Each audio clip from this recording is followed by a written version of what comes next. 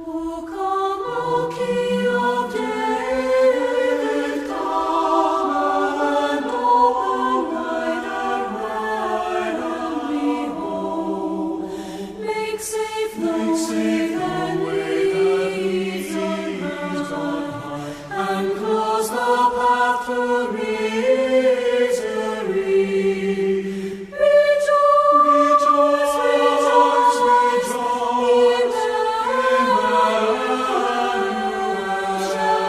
show you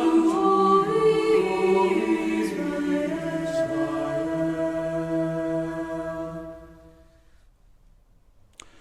Hello, it's Bishop Philip here. There's nothing worse than losing your keys. I remember once when I was chaplain to a large hospital, an emergency call from A&E, and I couldn't for the life of me find my car keys.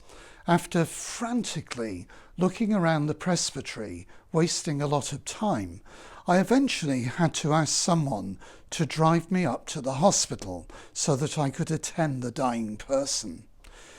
When I got back, I went straight into church to say a prayer to Saint Anthony.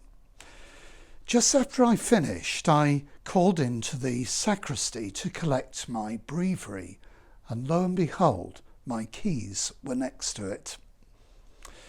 In this series, we've been thinking about the great Antiphons the church uses at evening prayer on the 7 days leading up to Christmas. They're popularised in that carol, O come, Emmanuel. Today we reflect on a mysterious one, the one sung on the 20th of December, O Clavis David, O Key of David, and Sceptre of the House of Israel. You open and no one can close, you close and no one can open. Come and lead the prisoners from the prison house, those who dwell in darkness and the shadow of death.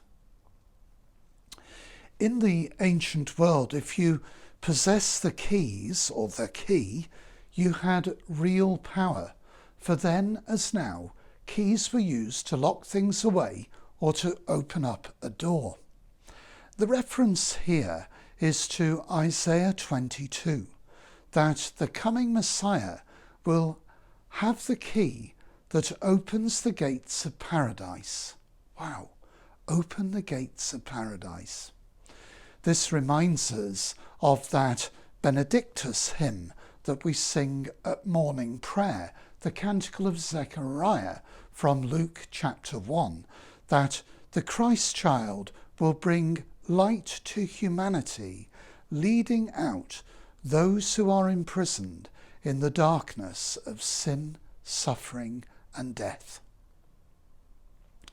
During the pandemic these last months, it's often felt like being in a prison, being held behind bars, looking out into the world.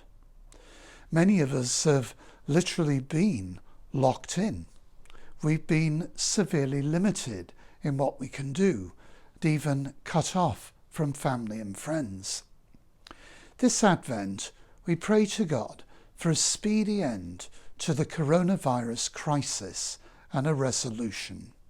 We pray that in the new year, perhaps with the help of a vaccine, our lives can resume once again. That's one of my main intentions in prayer this Christmas. O Key of David, come and lead the prisoners from the prison house, those who dwell in darkness and the shadow of death. Come into our hearts and minds, our families and friends. Come and set us free. Come and renew your church, filling her with the joy of the gospel. May we bring everyone closer to you through your church.